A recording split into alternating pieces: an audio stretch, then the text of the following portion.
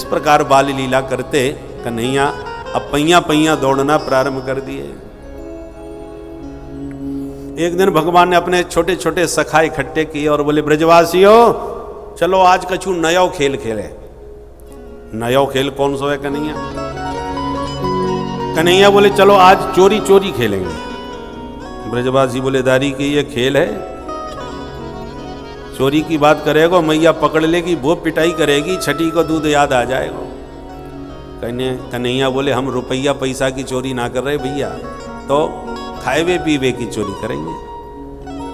ब्रजवासी बोले, तेरे घर में खाए पीवे की कमी पड़ गई, दूसरे के घर में माखन मिश्री की चोरी करेगा। कन्हैया बोले, मेरे घर में कोई कमी ना है, परंतु या श्री दामा को देख या मधुमंगल है देख, सब डेढ़ हड्डी के हो रहे हैं। और जब मैं पूछूं तुम कमजोर कैसे पड़ रहे हो भैया, खावे पीवे ना मिलेगा, तो सब एक ही उत्तर दें, कन्हैया माखन तो हमारे यहाँ बहुत होए, पर मैया सब बेच आए, और जो बच जाए वो खावे को मिल जाए। कितनी गलत बात है ब्रजवासियों। गैयन की सेवा करवे के ताई हम ग्वाला, और गोरस खावे के ताई मथुरा के लाला।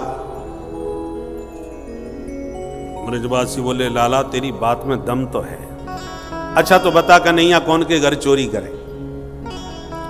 कन्हैया बोले, आज पहले अपने घर में ने का अभ्यास कर लो।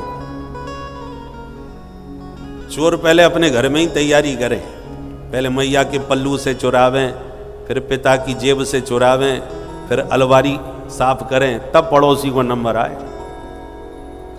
तो ब्रजवासी बोले ठीक है, सबने अपने अपने घर हाथ साफ किए। दूसरे दिन कन्हैया ने पूछा, बताओ कौने कहा कि हो? सब अपनी अपनी सुनावे लगे।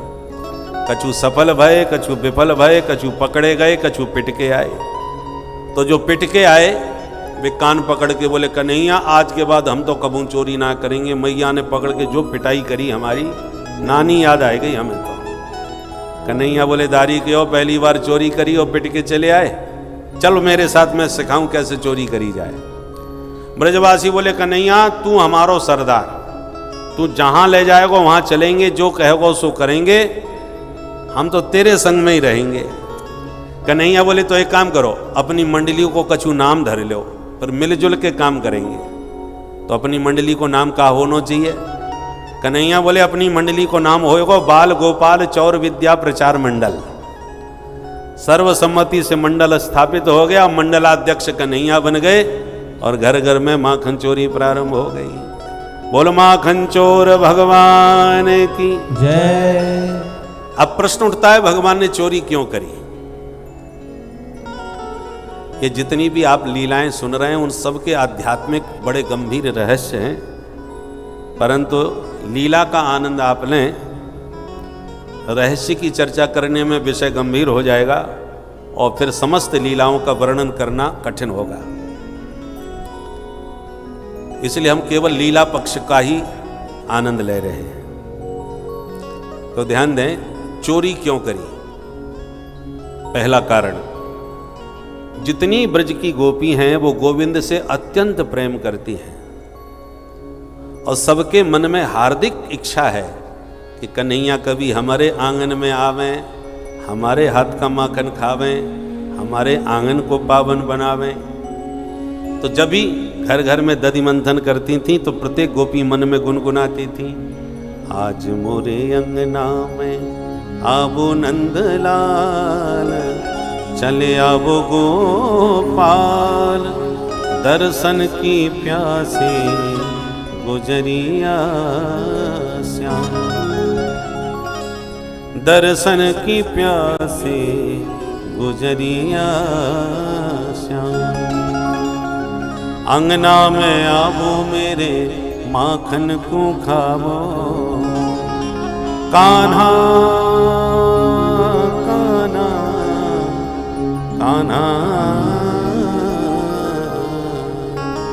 अंगना में आवो मेरे माखन को खावो, और मीठी मीठी बत्तियां सुनावो नंदलाल, चले आवो गोपाल,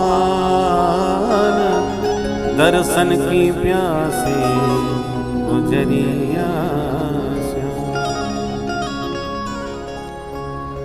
खावो ब्रज रानी को माखन नित्य प्रति, खावो ब्रज रानी को माखन नित्य प्रति, प्रेम से गरीबनी को पावो नंद लाल, चले आवो गोपाल,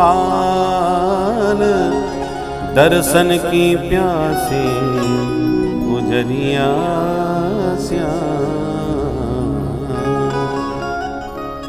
भगवान है भक्त वांछा कल्पतरु। गोपियों के अंतर हृदय में जो प्रेम छुपा हुआ है, जिस भाव से वो दधि मंथन करके गोविंद का मन ही मन आह्वान करती हैं, उन गोपियों के अंतर हृदय की बात गोविंद जानते हैं, क्योंकि अंतरात्म दृक् हैं। इसलिए भगवान ने माखन चोरी लीला के माध्यम से ब्रज गोपियों का मनोरथ पूर्ण करने के लिए ये माखन चोरी लीला करी। दूसरा कारण,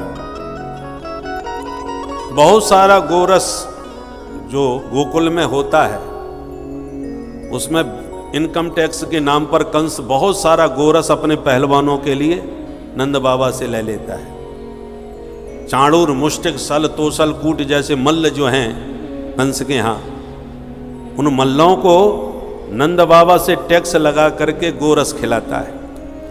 गोरस में खाते ही नहीं है, नहाते हैं और बर्बाद कर देते हैं, नालियों से बहा देते हैं। तो भगवान को लगा हमारे ब्रज के गोरस का दुरुपयोग आसुरी शक्ति के बढ़ाने में हो रहा है, और दूसरी बात गोरस का अनादर भी हो रहा है, तो इसको कैसे रोका जाए।